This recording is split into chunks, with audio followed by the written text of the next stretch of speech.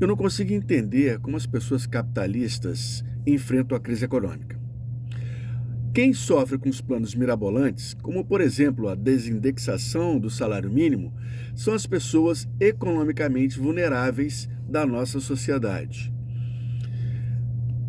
As aposentadorias estão atreladas ao salário mínimo, ok?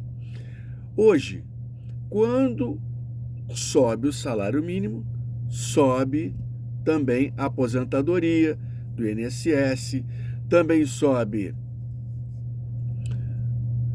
os benefícios de prestação continuada, os abonos salariais, etc. A ideia é atrelar esses benefícios à taxa de inflação. É isso que eles querem fazer com a tal da desindexação. Tanto os ministros Fernando Haddad quanto a Simone Tebet divergem do assunto. Por enquanto, Haddad disse que não se aprofundou muito no assunto, mas que ele discorda de desatrelar o salário mínimo ou as aposentadorias do salário mínimo. Já Simone Tebet diz que tem que fazer. Não só ela, como, por exemplo, pesquisadores, economistas, como Paulo Tafner, que é pesquisador da FIP, e Fábio Giambiadi, integrante do Instituto de Estudos do Trabalho e Sociedade e do Departamento Econômico do BNDES. Perdão. É preciso haver uma desindexação. Óbvio que Fernando Campos Neto, presidente do Banco Central, também quer essa desindexação e ele diz mais, que com isso os juros podem baixar. O objetivo principal dessas mudanças é controlar o gasto e garantir a sustentabilidade fiscal do governo federal. Em matéria publicada na CNN Brasil, no dia 3 de junho, para Giambiadi, é essencial proibir aposentadorias precoces de pessoas sadias, ou seja, tem que trabalhar até morrer, ou se aposentar doente. Enfim. E ele continua, aspas, do ponto de vista fiscal, é um benefício duplo ao governo. As receitas continuam entrando por muito mais anos e a aposentadoria é paga bem mais para frente. É aquilo que eu falei. Vai morrer e não vai se aposentar. Já Paulo Tafner, também na mesma matéria da CNN Brasil, diz que quem ganha o salário mínimo não é pobre e complementa, abre aspas, por mais cruel que seja esta frase, se alguém ganha o benefício, já saiu da linha da pobreza. Ou, ao aumentar o mínimo, não se está reduzindo a pobreza, está se afastando os pobres mais ainda da faixa de pobreza. Como assim, cara? Não entendi. É o que eu falei, não consigo entender esses caras. Vamos adiante. Aí fui pesquisar, fui no dicionário pesquisar. O que é pobre? Tá lá, pobre, pessoa que tem carência do necessário à sobrevivência. E fui em pobreza também.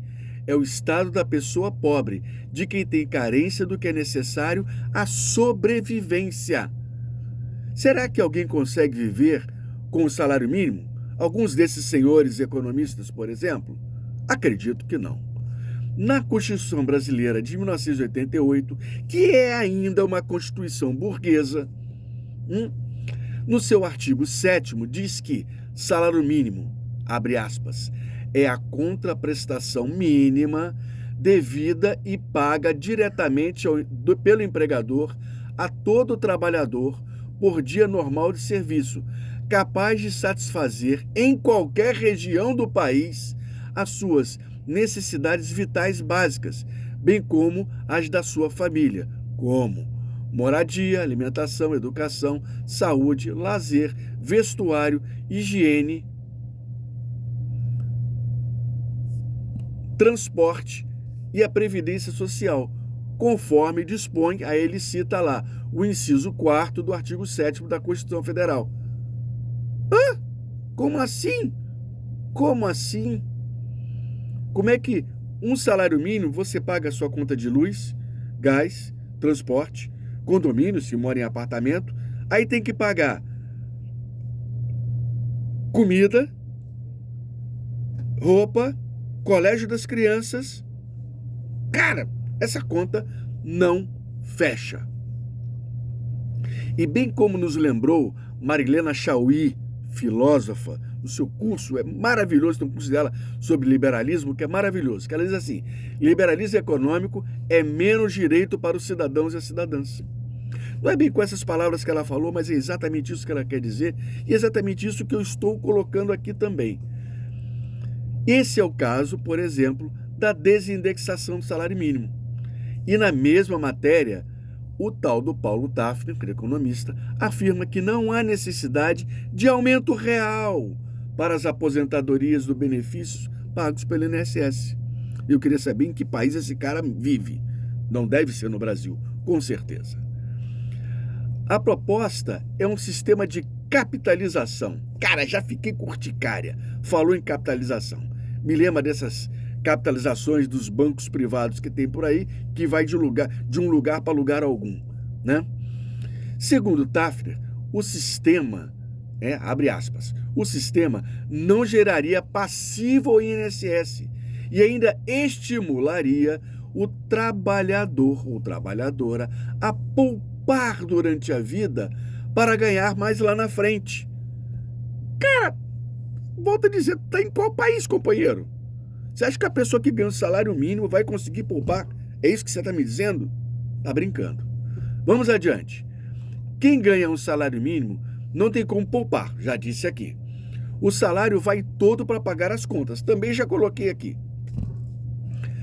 Mas parece que essa ideia, menos gasto com o social pelo governo federal, ajuste fiscal rígido e a não taxação das grandes fortunas e menores impostos para as empresas. Acho que a ideia deles é por aí. A ideia deles é por aí. O capitalismo, veja bem a maldade da coisa. O capitalismo precisa de um exército de reserva. O que é o exército de reserva? É o seguinte: você que não está trabalhando, você que não tem renda nenhuma, você é esse exército de reserva. Porque o patrão chega para o trabalhador e fala assim: cara, tu não está gostando do teu trabalho não? Olha, tem mais 15 querendo. Fica quietinho aí e tá tudo bem para você. É por aí a maldade que existe.